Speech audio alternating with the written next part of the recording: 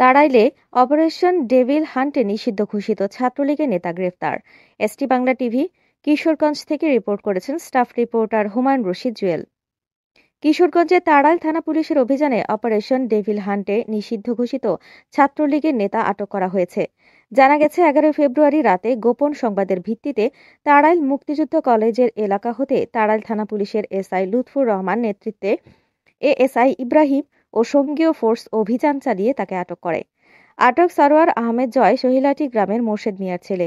তাড়াইল থানা officer in charge Sabbir Rahman জানান, আটক সারোয়ার আহমেদ জয় তাড়াইল মুক্তিযোদ্ধা কলেজ শাখার নিষিদ্ধ ঘোষিত ছাত্রলীগের যুগ্ম সাধারণ সম্পাদক।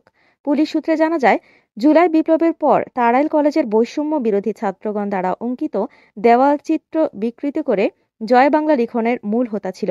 আজ তাকে জেল হাজতে প্রেরণ করা হবে।